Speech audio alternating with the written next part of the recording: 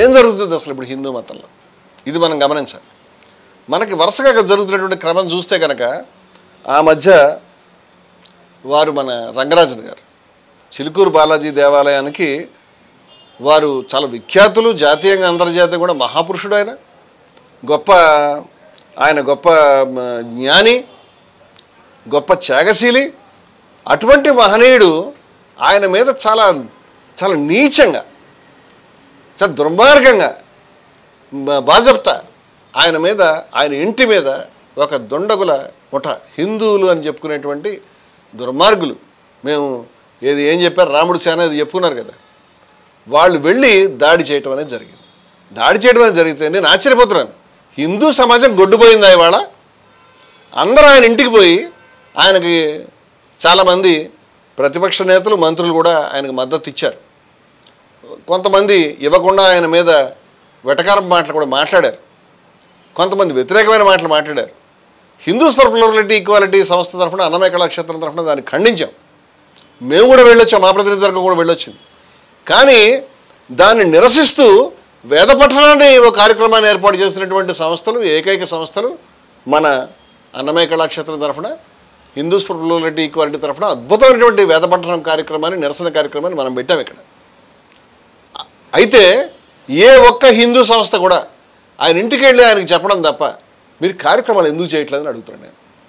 ఎందుకు ఆ విషయాన్ని ఖండిస్తూ మీరు ఒక ఊరేగింపు కానీ, ఒక సభని కానీ, లేకపోతే వేరే కార్యక్రమాన్ని కానీ మీరు ఎందుకు టేకప్ చేయలేదు?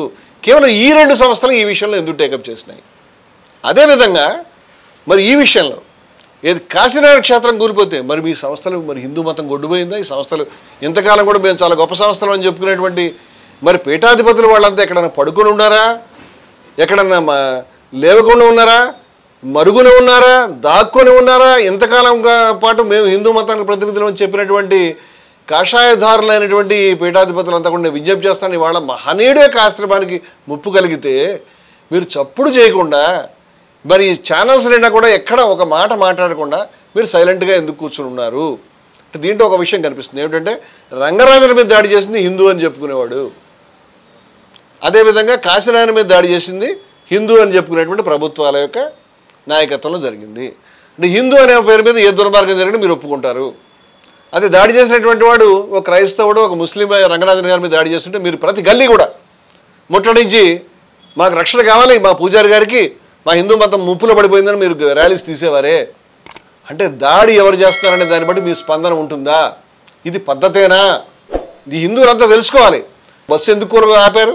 ఎందుకంటే అటవీ శాఖ అటవీ భూమి మీద నుంచి రోడ్డు వేశారు. ఎవరు వేశారు? ఏమో కాశీనారాయణ గారు రోడ్డు వేశారా? వచ్చి లేదే, ప్రభుత్వాలే వేసినాయి కదా, ఎందుకు వేసావు మరి? అప్పుడు తెలియలేదా? ఇవాళ ఈ ప్రభుత్వం దీన్ని ఆపేసింది. ఏది హిందూ ప్రభుత్వం దీన్ని ఆపేసింది. ఏం చేస్తావు? ఏం చేద్దామని? ఈ రోడ్డు ఎవరు వాడద్దు, నడిచి వెళ్ళండి. ఎందుకు? కొంతకాలం అయిన తర్వాత రోడ్డు తీసేద్దాము. రోడ్డు తీసిన తర్వాత లోపల స్ట్రక్చర్స్ తీసేద్దాము. ఏమేమి స్ట్రక్చర్స్ తీసేస్తావు? స్వామివారి యొక్క సమాధిని కూడా మేము తవ్వేస్తాము, లేకపోతే అక్కడ ఆయన నెలకొల్పినటువంటి పవిత్రమైన ఆలయం తవ్వేస్తాము. ఈ ఆలోచనలు నువ్వు ఎన్ని నెలల నుంచి చేస్తూ ఉన్నావు? 9 నెలల నుంచి ఎందుకు చేస్తావు? 8 నెలల నుంచి ఎందుకు జరిగింది ఈ బస్సు ఆపడం అనేటువంటిది? అప్పుడు ఏ ప్రభుత్వాలు ఉన్నాయి? కేంద్ర ప్రభుత్వంలో ఎవరున్నారు? అటవీ శాఖ ఎవరి చేతిలో ఉంది? నాకు వీ వాంట్ ఎక్స్ప్లెనేషన్. అలాగే ఈ నిర్మాణాలు కూలిపోయినాయి, ఎవరు కూల్చారు? ఎందుకు కూల్చారు? 3 నెలల నుంచి బయట రాకుండా హిందూ సంస్థలని చెప్పబడేటువంటివి దీన్ని ఎక్కడ సర్దేద్దాము దుప్పటి కింద ఈ మంటల్ని బొగ్గుల్ని మీరు వాటి మీద దుప్పటితో కప్పాలని చూస్తే దుప్పటి కూడా కాలిపోతుంది. ఇవాళ జరిగింది అదే. మీరు వీటిని బయట రాకూడదనే ఉద్దేశంతో ఎక్కడ కాదు మన ప్రభుత్వాలకి నష్టం వస్తుంది కదా అని. ప్రభుత్వానికి నష్టం వస్తుందని చూసుకుంటావా? ఇది మా ప్రభుత్వం అని చూసుకుంటావా? మహనీయుడు యొక్క ఆశ్రమం కూలిపోతుందని చూసుకుంటావా? ఏం చూసుకుంటావని అడుగుతున్నాను నేను. అంచేత హిందువులు కళ్ళు తెరుచుకోవాలి.